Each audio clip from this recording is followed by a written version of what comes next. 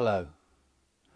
I want in this little video to say something about cooperative inquiry as a process for doing research with people and of course potentially with beings in the wider than human world, which is the essence of the panpsychic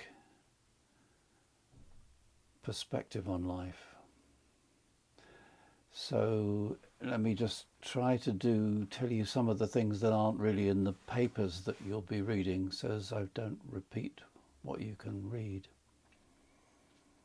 Of course, the idea of cooperative inquiry goes way back to the origins of human existence. I mean, before science, quote unquote, was discovered, people were finding ways of producing all the glorious vegetables that we have. They were finding how to do agriculture. They were discovering together as hunter-gatherers, even earlier than that, how to make weapons, how to stalk, how to hunt. This was all, and still is, of course, and essentially a form of inquiry that has many of the characteristics that we would now associate with cooperative inquiry and more widely with action research.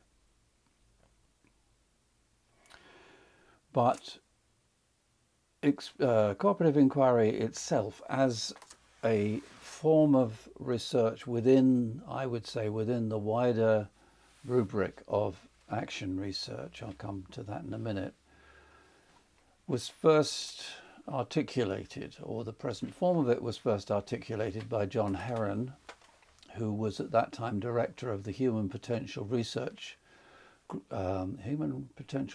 Project at the University of Surrey. This was in 1971, so we're talking about we're really talking about the 60s. We're talking about the kind of the critical, the reflective, the rather exciting things that was happening in the counterculture and in the human potential movement at that time. So John wrote a paper called Experience and Method in 1971. And then in 1976, just to tell my side of the story, for my PhD, I invented the idea that instead of me being the researcher, I was looking at people's two-person relationships. And instead of me being the researcher of other people's relationships, which was impossible, I decided, the people should be researchers of their own relationships, and I should be the facilitator of that process of inquiry. That was in Case Western Reserve in Cleveland, Ohio. And when I got back to England, I looked around for like minds around research, and I met John Heron and John Rowan and a number of people, and we founded a group called the New Paradigm Research Group. That really began a serious experimentation into method. I mean, both my and John's ideas were tentative beginnings. One of the things that came out of that was a book called Human Inquiry, which I edited with John Rowan, which is interesting. It was heralded by the humanistic psychotherapist Carl Rogers as a goldmine of research methods for humanistic work. And by Hans Eysenck, who was a behaviorist, as a book that ought to be burned. So we were very pleased about that. And what we did when we worked on human inquiry, we realized that there were people all around the globe doing all kinds of forms of collaborative experiential inquiry that had different kinds of names and different kinds of formats. And some of them came out of organizational work, some of them came out of medical work, some of them came out of development work, some of them came out of liberation theology, some of them came out of the politics of liberation, all those kinds of things. And it was always very important to me to distinguish between the wider field of action research and the particular streams of thought that were in it. It's not the job of this talk to tell you all about all those different ones, but if you go to the literature, you can find that, and I'd be happy to give my gloss on it, which wouldn't be the same as other people's gloss, of course. And about the same time, John Heron and I decided to begin to systematically work on the idea of cooperative inquiry and develop it as a method.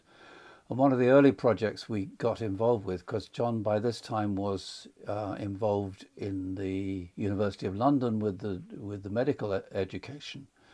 So we set up a cooperative inquiry into the theory and practice of holistic medicine in the British National Health Service. And we worked with something like 16 general practitioners. I think in America you call them physicians. And we engaged in, I think it was 6 or 7 cycles of action and reflection, in which we first of all built a theory, a perspective on holistic medicine, and then the doctors would go back to their general practice and try out some aspect of it, put it into practice, and then they'd come back and talk about it with their colleagues, and then there'd be another cycle. And that was very exciting and interesting and challenging, and you can read about it in different places. Where do we go from there? Well, let me just say that that's an interesting example of action research, because it seemed in some ways to be a group of doctors looking at their own practice, being intensely personal. But it also led to the establishment of a group called the British Holistic Medical Association. And out of that spawned a whole load of experimentation about the practice of medicine and the relationship of medical people to complementary medical people, acupuncturists and osteopaths and so on and so forth, homeopaths. And out of that came a huge influence, I think, on the nature of general practice, which has changed enormously from being very authoritarian to being much more collaborative and much more open to different methods. Anyway, there's a lot to say in this story.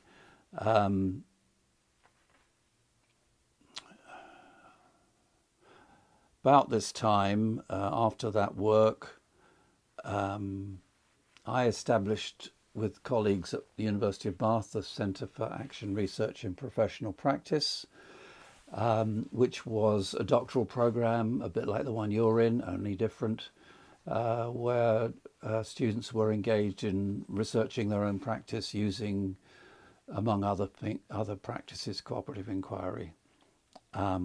So let me just give you some of the lowdown of some of those, and I'm not sure what order to do this in, but there was Carlis Douglas, who is a black British woman who was engaged in equal opportunities work in local government.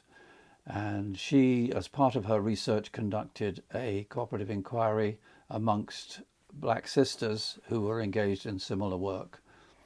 And if you go to my website, you can find accounts of many of these projects. That was a very challenging and interesting project. Kate McCardle. Kate McCardle was a young undergraduate who I taught, who got interested in the place of young women in organisations, the idea that the School of Management that I was in was churning out lots of wonderful women graduates who were then going into completely male-dominated organisations. So we got her the money as a recently graduated, came in to do a PhD program with us, and she did a project researching the experience of young women in management in Procter & Gamble. And that was her PhD, and that was, again, a very challenging and interesting experience. There were also cooperative inquiries into child abuse. Some colleagues of mine drew together social workers and police and educators and other people to look at how it was that cases of child abuse, sexual child abuse in particular, slipped through the professional boundaries. There was a cooperative inquiry with police force into the nature of policing in a particular area, and several others with social workers of different sorts.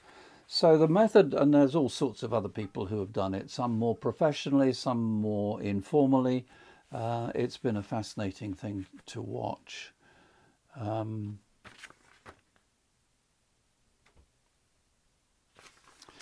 So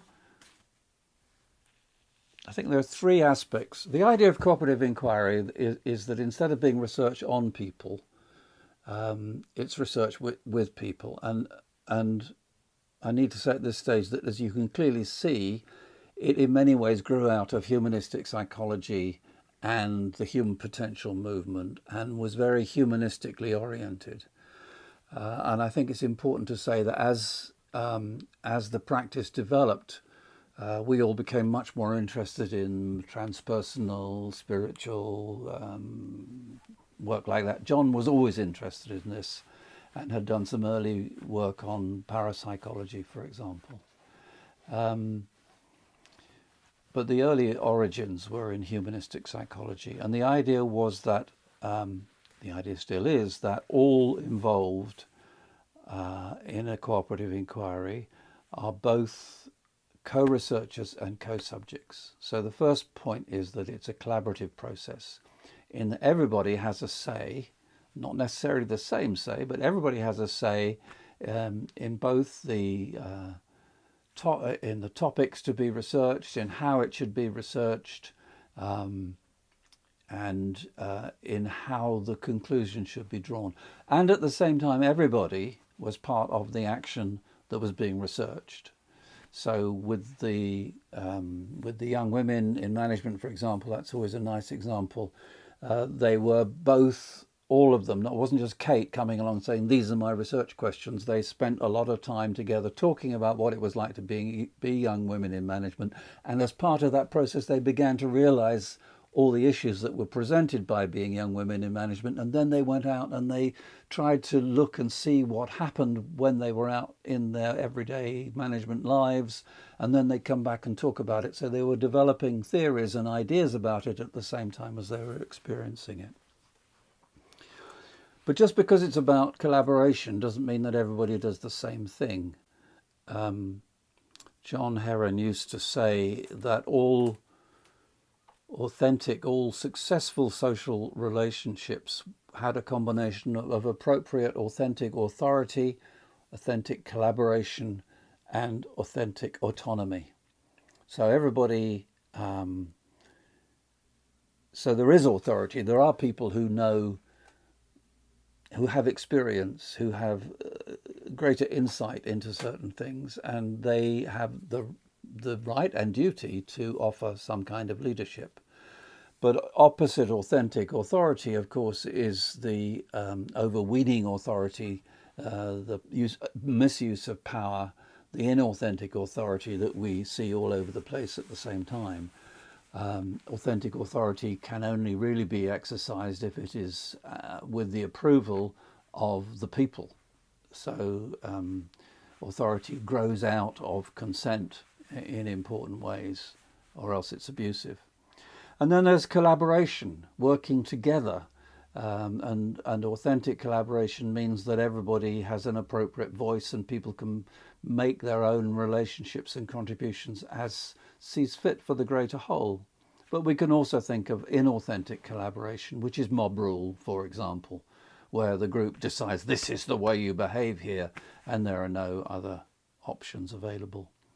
And there's also authentic autonomy, in that everybody can choose what's right for them, what's appropriate for them.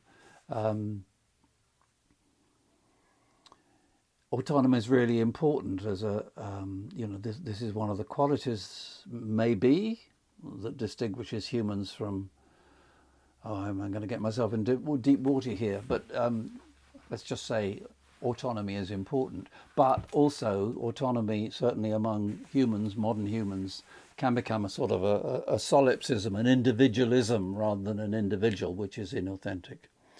So one of the things we have to experiment with power And you may notice that I've made some comments about where I, as a faculty member, see myself retaining power in this process, which you may or may not agree with and you may or may not want to push against.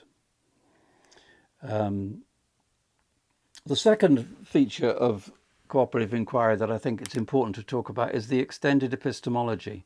Now, that's written about in many, many, many places, but it's still quite difficult, or it is still open to misinterpretation.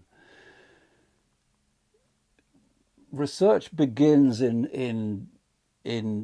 is grounded, if you like, in that deep sense of encounter with the world, whatever that world is, the world of my experience as a woman in organizations, or my experience as a doctor, or my experience in encountering the more than human world, as we're exploring on this project.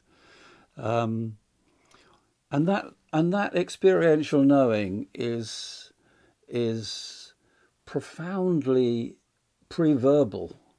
It's knowing because metaphorically I've touched something.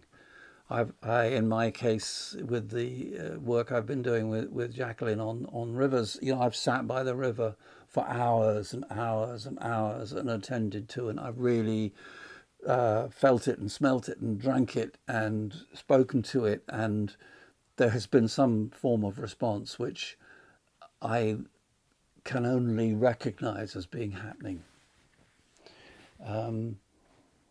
In other cases, that experiential knowing is a sense of coming alive, coming to realize something. One of the young women in Kate's cooperative inquiry was having enormous difficulty because she thought she was incompetent. She thought she wasn't able to make presentations in social settings. She all got all flustered and bothered. And as she looked at this and discussed it with her fellows, she realized that what was actually happening was that her boss would sit at the back of any presentation and look bored or grunt or file his fingernails or leave halfway through. And this left her feeling seriously disabled. It wasn't her that was incompetent, it was the social context in which she was in that was creating a circumstances of incompetence. And this was her fundamental experience, to see this as a form of abuse, to experience this as a form of abuse rather than a form of incompetence. Once she understood it that way, she could deal with it differently. The second form of knowing, the second epistemological category, is presentational knowing. Because what we do first of all is we come away from an experience and we tell stories, as I'm trying to do now. We clothe the experience with some kind of form, which is often pre-verbal. Well, is definitely preconceptual. We tell a story. Oh, she said and I said and that happened and this happened, and we have all sorts of examples of that. In the doctor's inquiry, we had an extraordinary case where we'd been talking about how to deal with dying people as general practitioners. And one of the women doctors came in to the next session with the most extraordinary story, which I'm going to avoid telling you, about her working with a family in which a woman had died of cancer. And she told this story in such a way that we were all electrified by it. And she said, well, that's just a story, isn't it? But it had such a set of meaning that we could then mine for what we were then talking about. So, but it doesn't have to be a story. It can be pictures, it can be dance, it can be any presentational form. And my colleague, my sadly deceased colleague, Chris Seeley, did her whole PhD on the nature of presentational knowing. She was an artist as well as a researcher. And in this context of presentational knowing, one of the things that I've got more and more engaged with as I've studied and prepared for teaching this course is the significance of poetics. Now, both Freya Matthews, my colleagues Freya Matthews and Andreas Weber, both talk about poetics.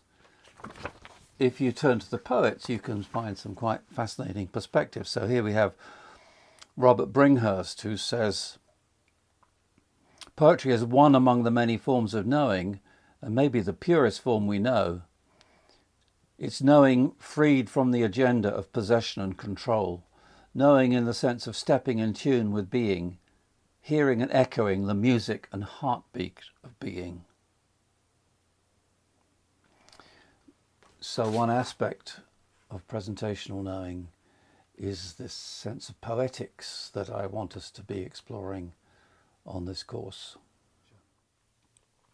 Out of that comes propositional knowing, which is what we normally associate with knowledge, those theories and ideas that we can write down, or we can express even in mathematical formulae, or we can measure in a much more Apollonian kind of way of knowing, which is very important. And I'm going to assume that we know what that looks like in our Western modern way. And out of that, in experiential knowing, comes practice, comes practical knowing. And in many ways, practice is the point. The point, as Mark said, is not to understand the world, but to change it. Or to be less revolutionary, the point is not to understand how to be, we're not to understand about being a young woman in management or a holistic doctor or a better policeman. The point of research is to be those things, to do those things. And so practical knowing is the outcome, it's the practice.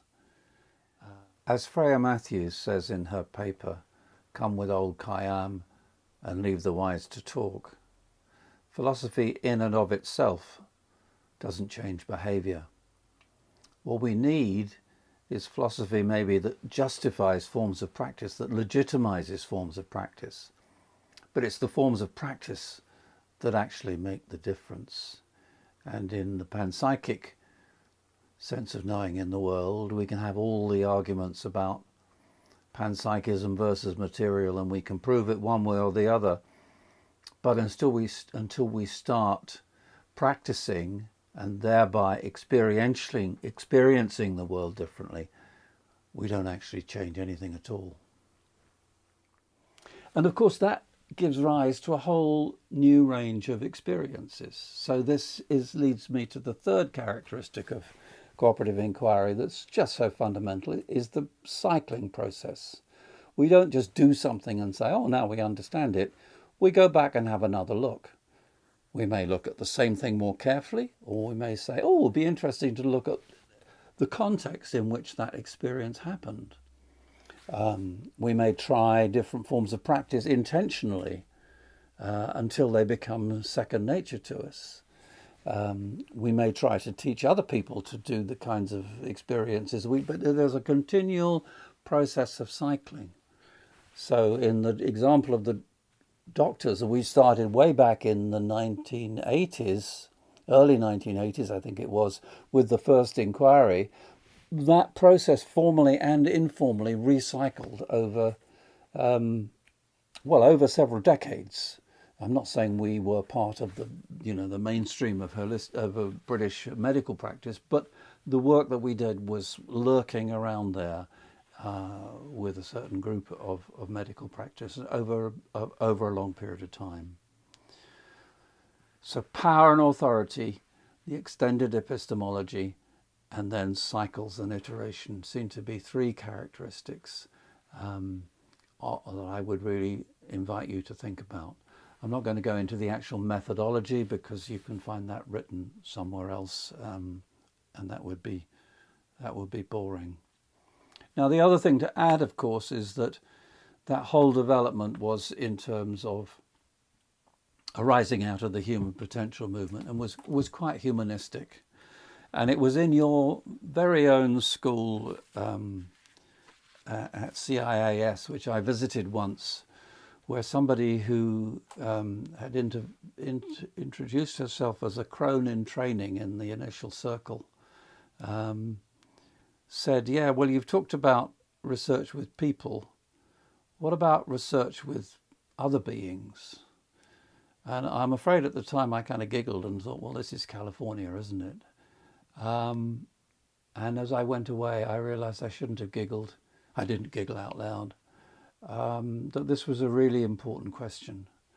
And gradually, as I got more and more involved in the movement about ecology, the more I saw the relevance of cooperative inquiry and forms of experiential inquiry in that way. And my own personal work has been very much informed by that. And it was over the last year when I started to correspond with Freya Matthews, and we began to talk with Andreas Weber about how we might draw our ideas into a genuine inquiry into the practices that evolve out of the panpsychic ideas that Freya was articulating, and the panpsychic practice that she has been saying is so important, that I began to see very clearly that there's a link between those two, and that we can explore the practices that evolve out of a panpsychic worldview through a process of cooperative inquiry, in which maybe the prime collaborators are the humans involved, but right from the beginning, we're inviting beings in the more than human world to be our collaborators. They may not be able to contribute to they may not wish to contribute to the inquiry in the same vocal kind of way that humans do, but they are nevertheless essential parts of the inquiry process. And how to do that, and how to do that effectively, is an ongoing process. That's part of the cycling that we're still doing. So I hope that is an informal introduction, partly to me, but to this practice of cooperative inquiry, which has been so fundamentally important to my life, and I think has touched many other people as well, and I hope you find it a fruitful process. Thank you.